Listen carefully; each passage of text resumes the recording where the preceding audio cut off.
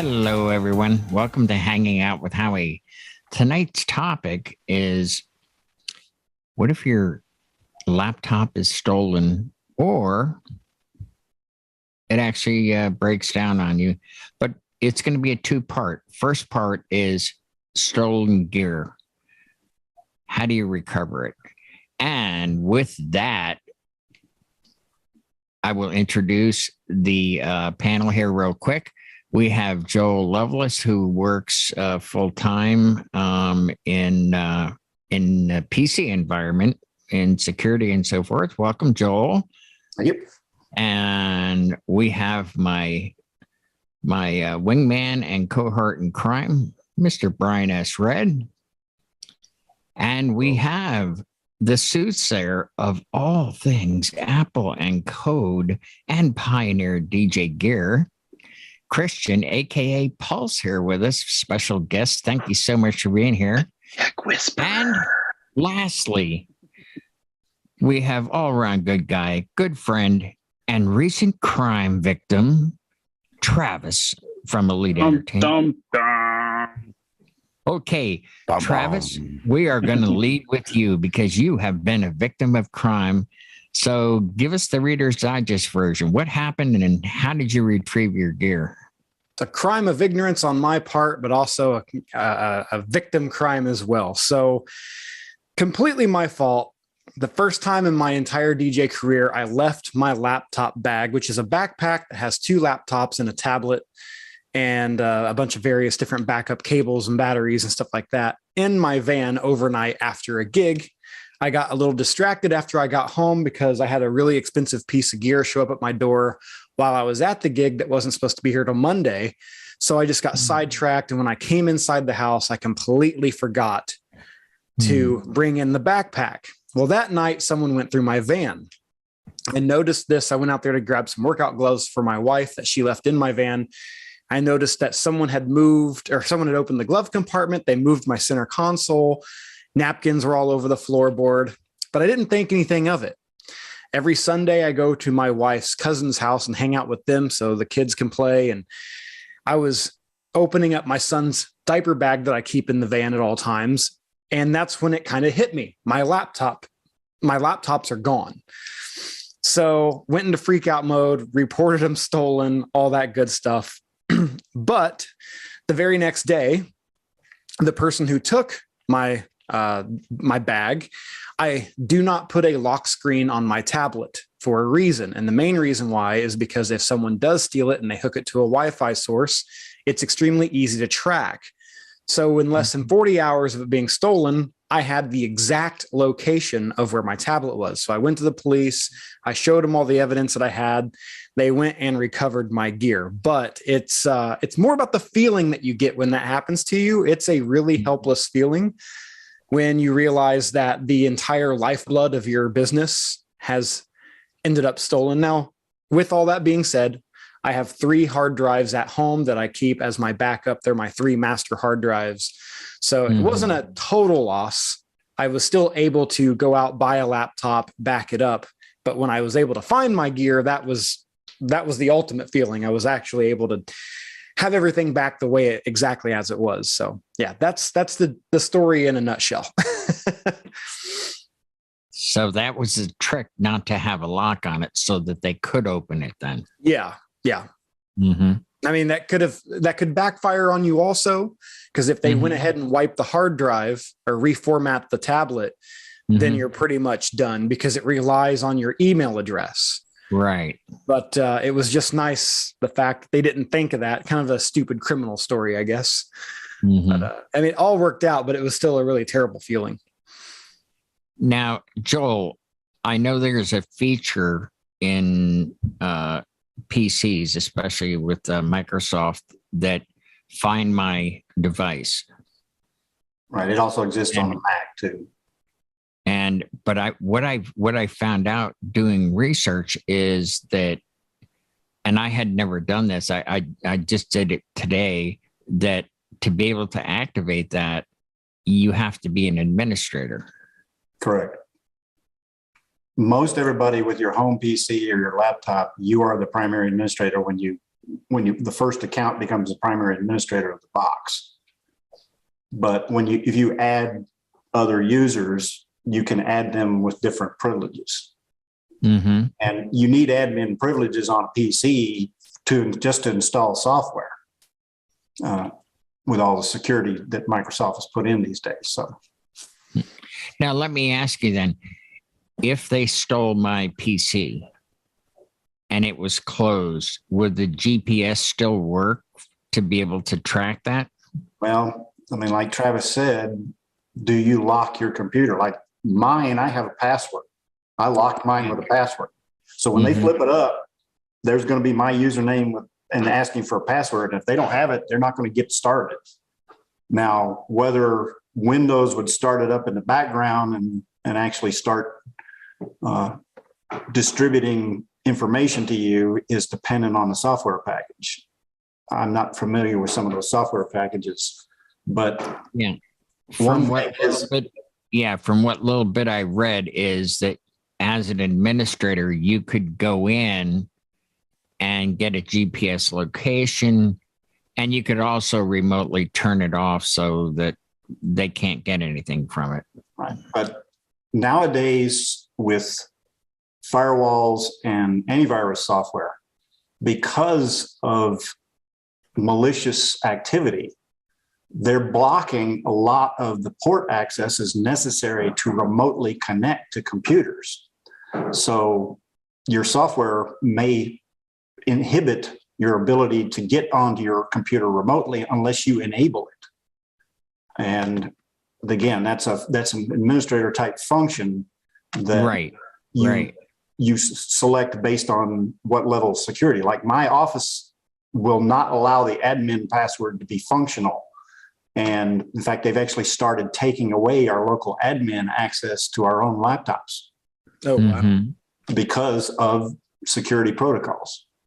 Right. And with IT people, we complain dearly about it because I don't want to have to call the IT administrator every time I need to install a piece of software that I'm trying to use for work. So there's a lot to that nowadays with security wise. Okay, now we come to, well, because I'm both Apple and PC, Christian, or should we call you Christian or Pulse? Don't call me late for dinner. All right. He's still the great white Canadian to me. Wait. Hey, we call him white. Now, how does Mr. Pale over there? Does this work similarly with Apple products? Well, Howie, I'll tell you that Apple actually has a leg up on Mac with their, Apple has a leg up on Windows with their ecosystem, because these scenarios, like Travis was saying, having no password on his tablet allows someone to be able to connect to a network. That is something that is necessary for those devices that don't have an ecosystem. So an Android tablet or a Windows tablet that can't communicate to other devices the same way Apple's do, you have to get them on the Wi-Fi in order for it to say, hey, I'm connected to the internet, here I am. And even, in the situation where someone has stolen a computer, you're talking about a Windows machine with location ID, it has to have an SSID for a wireless network it knows, and it has to know where that is. So in other words, another mobile device that has GPS has got to find it. Your phone has a GPS, your laptop doesn't in most cases. So those kinds of things, it's like it's the dumbest thing in the world if it doesn't know where it is.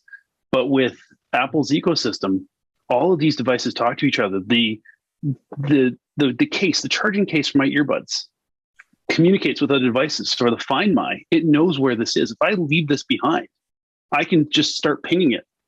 It's registered to my account. Doesn't matter if it's my phone, my iPad, my computer, all of these things don't have to be online. They just have to be in proximity with another Apple device. And I'm sure you guys have all seen AirTags. Those things, the little Bluetooth trackers, I just slip those into bags. I got the 4-pack for what, $120. You can stick them in a backpack. That way, if you leave it behind somewhere or somebody takes it, it's pinging. Yeah. So interesting story.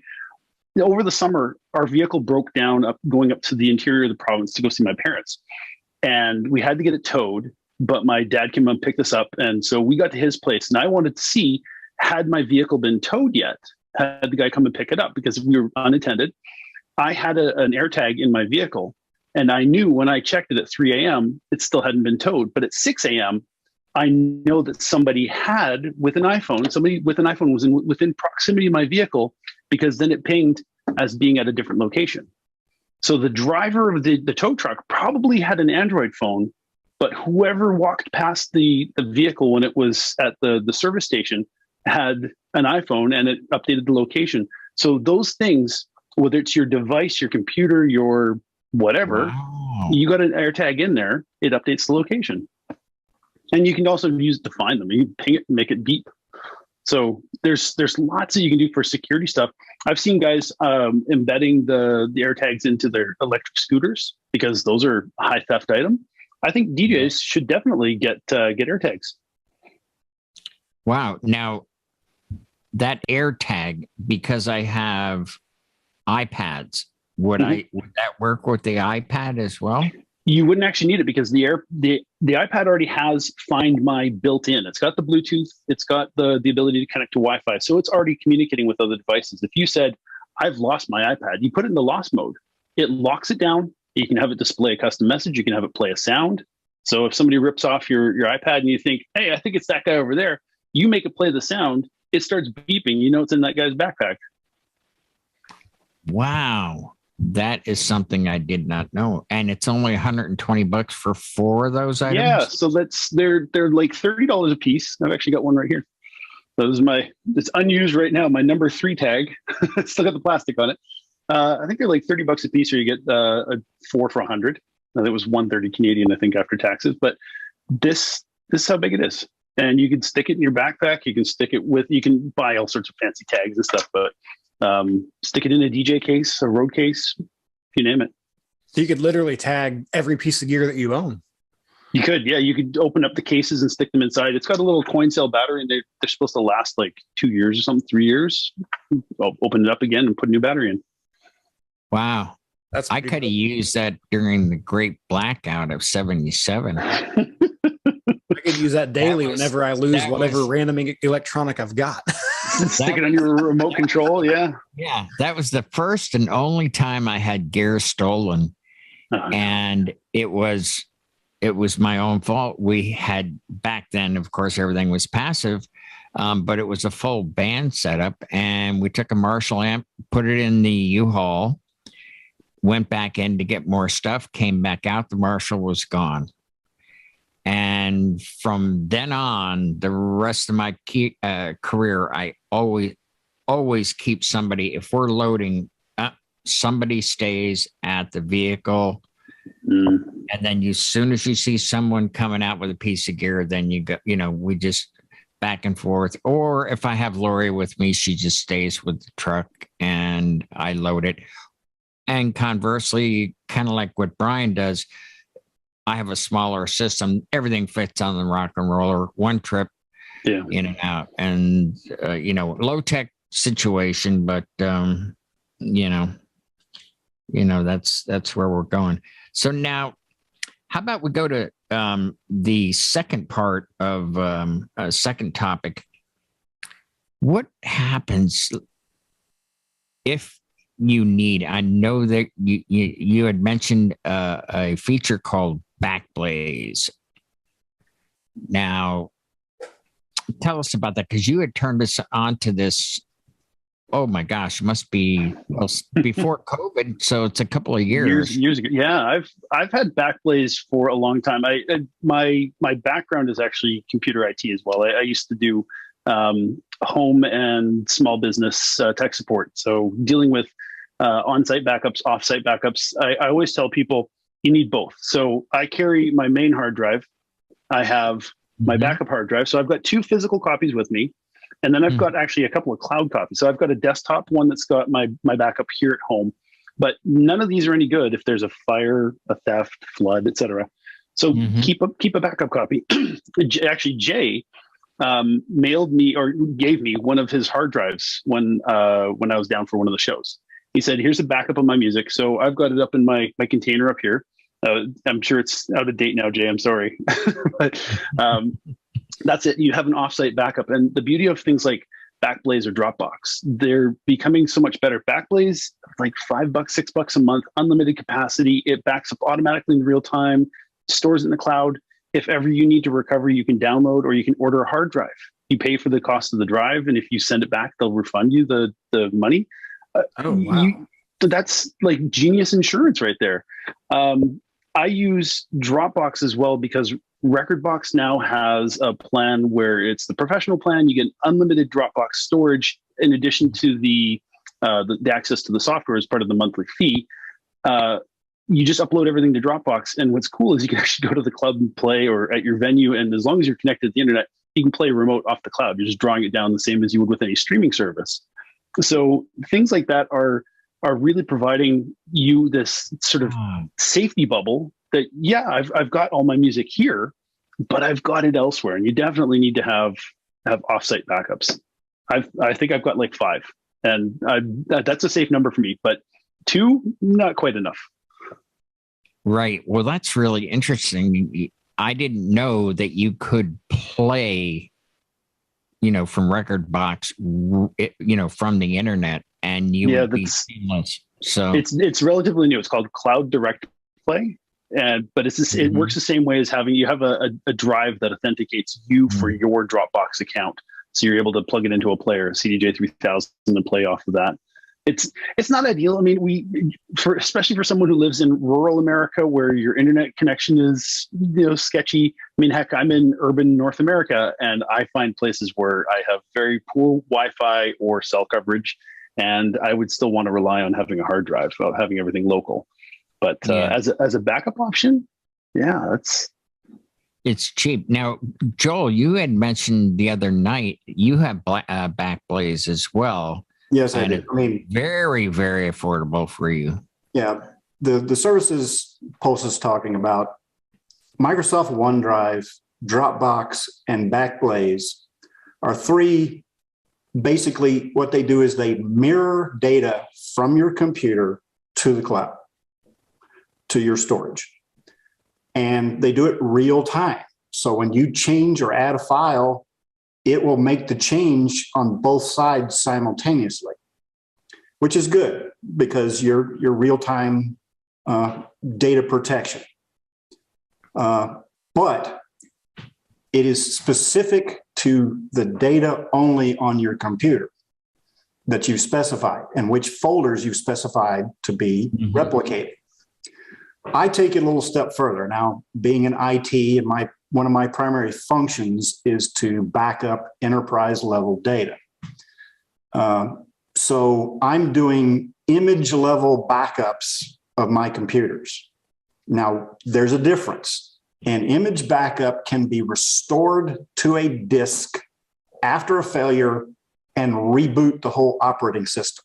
Oh, wow. Just using the services to back up your track files saves your music. But if your operating system drive dies, you have to be able to rebuild that.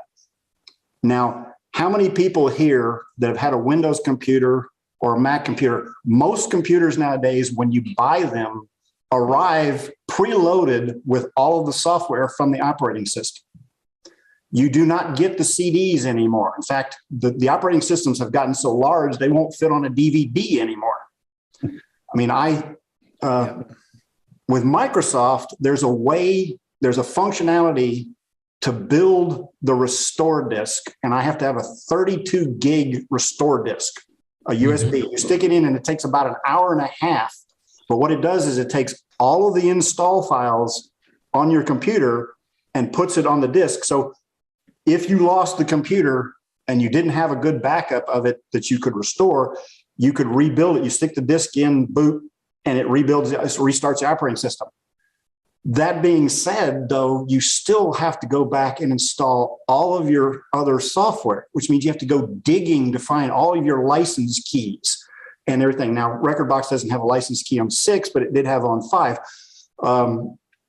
I have license keys for Quicken, for Trend Antivirus, for Outlook and Office. And personally, when I buy a new computer and build it from scratch, it takes me weeks to get it to where I want it to by installing each piece of software. The base operating system that comes with a computer could be several security versions behind. So then you end up doing updates off the web. It takes forever. Mm-hmm. At our office, we use a commercial backup product called Veeam, VEAM.com.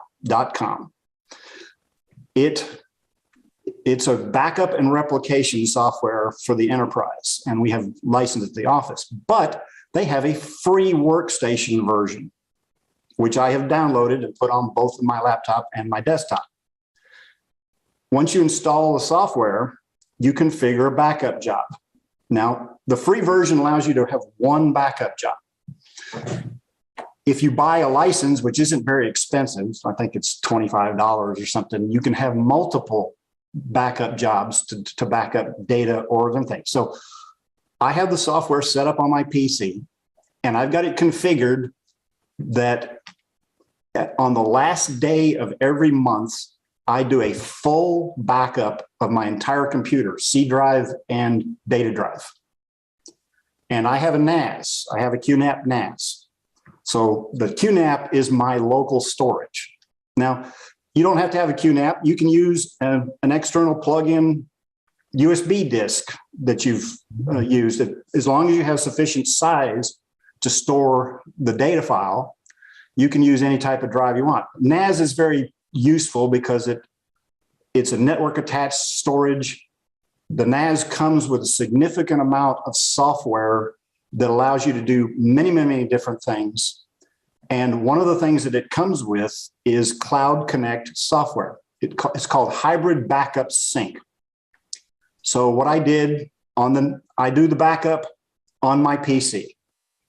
It puts the backup file in the NAS. So now I have 2 copies locally of my data.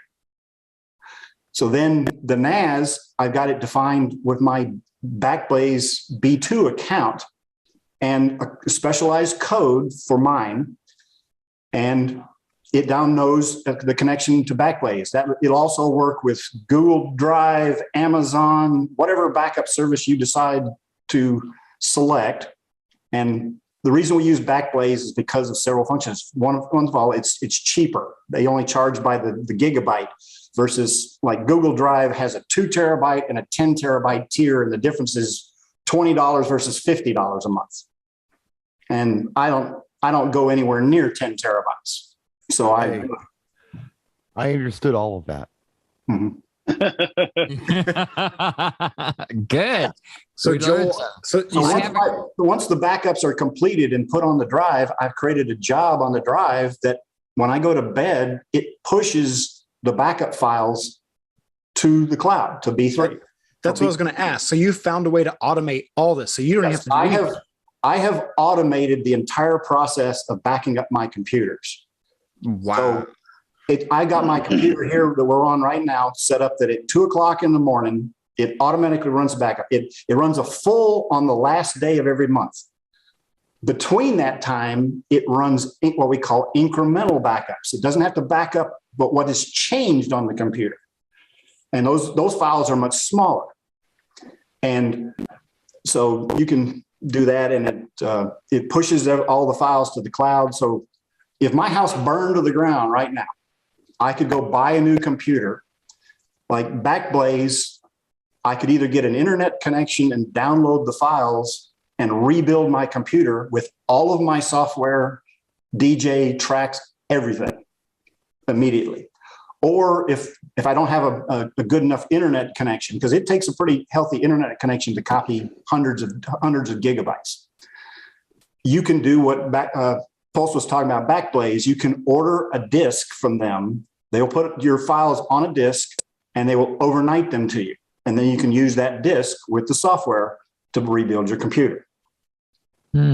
So again, I've automated the entire process. On my laptop, I don't have it automated because I don't have it on all the time. I just back it up when I'm using it.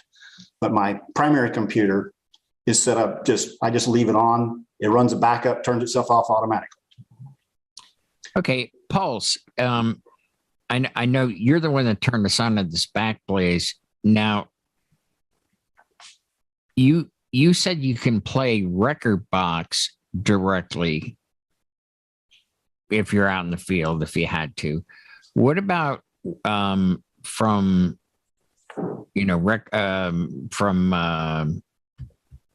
what are the other storage options? Dropbox or OneDrive. Yes.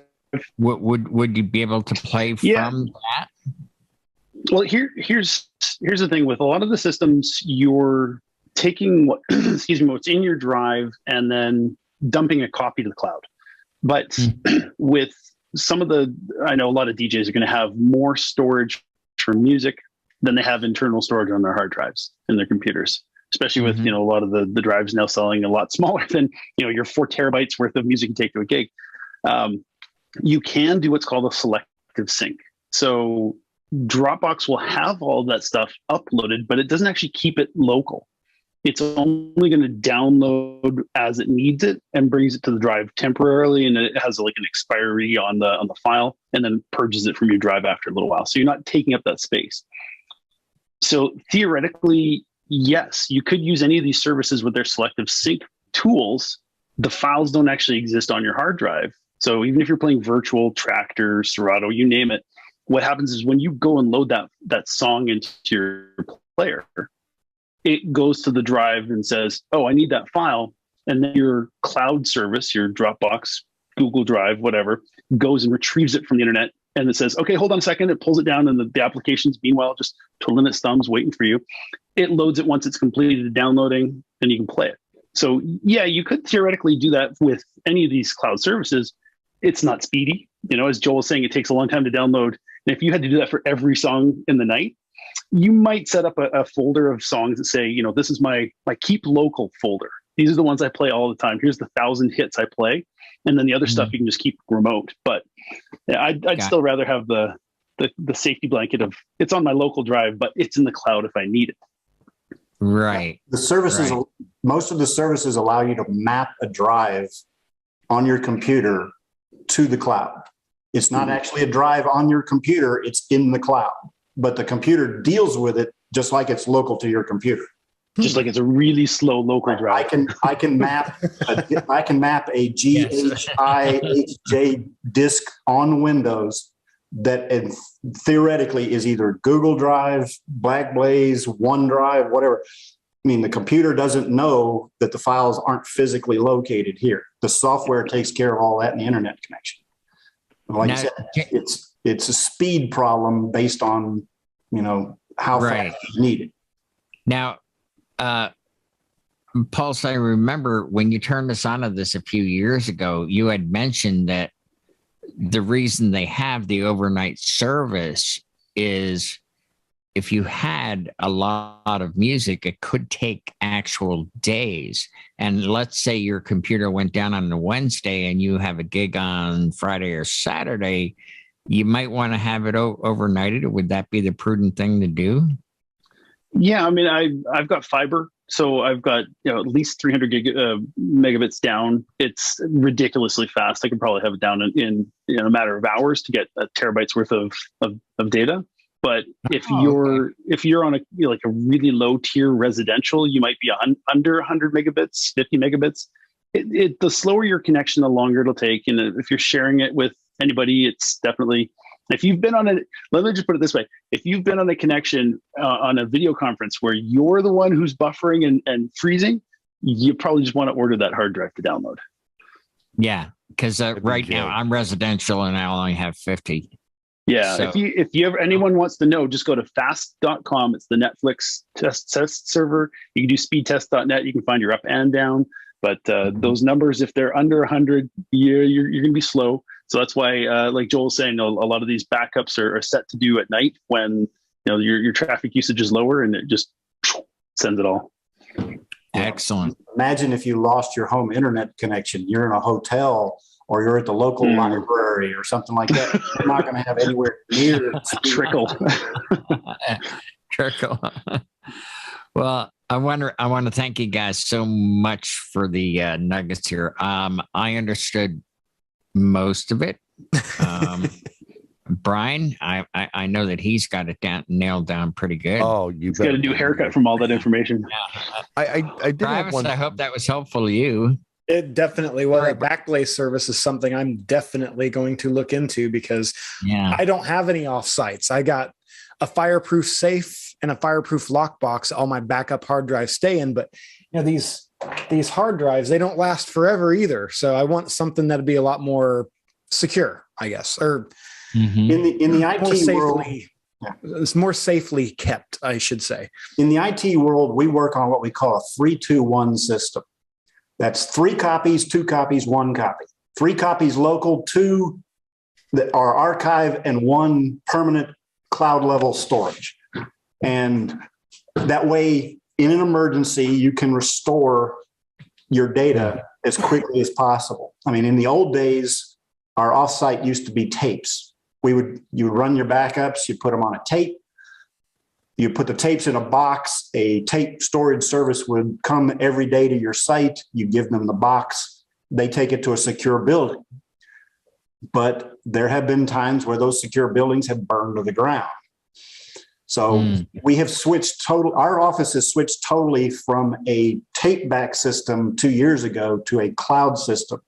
So we run the backups at night. My data network pushes them from here in Georgia to a site in Colorado. So now all of a sudden I have 2 backups, 1 local and 1 in Colorado. Then after 45 days, the Colorado version is then pushed to the Microsoft Blob server as a permanent archive storage for legal purposes, but it's in the cloud and fully restorable. So it's very advantageous to keep 1 or 2 copies local, but to use the cloud services. And think of a cloud. I know people that will use multiple hard drives, and they will make multiple hard drive backups, and they'll take them to a family member, or they'll take them to their DJ buddy, or they'll put them in their office locally. Well, carrying a hard drive around, if you drop it, you can damage it or even totally destroy it. Even solid state disk drives can be broken if you drop them. So by using cloud services, you take all of that physical away from it. And with my cloud situation is if I lost my internet connection and they broke it or something, it buffers locally. So when they get the connection back up, it would start pushing everything to the cloud and it would play catch up. So. All right. Well, Brian, you were going to say something there. How about you close us out then? I was just going to say that, my one big takeaway tonight is just hire IT people to handle that stuff for you. Ask the questions of the people who know. Yeah. DJ IT services, a new business. Completely ignore their passion, shall we say. They can be a little drama ridden about this stuff. Ignore that drama part. You say, yeah. Just make it happen. Here's the money, and they'll make it happen for you. If you're in an office where you have, there he goes again. If you're part of a DJ conglomerate group where you have multiple DJs in an office environment where you all work together, a NAS is a fantastic product where everybody can connect to it. It's pronounced Nas. Nas. Lil Nas. Sorry. Lil Nas, Big Nas. Nas. But it's highly. I've had a NAS at home now for 4 years. My first NAS bit the dust. I just had to rebuild it, which was a whole lot of fun. My NAS bites the dust. Another NAS bites the dust. Another one. Gentlemen, thank you so much for your knowledge. Really appreciate it. And that'll do it for us tonight. And forgive our ignorance. Have a night, everybody. Good night, everybody.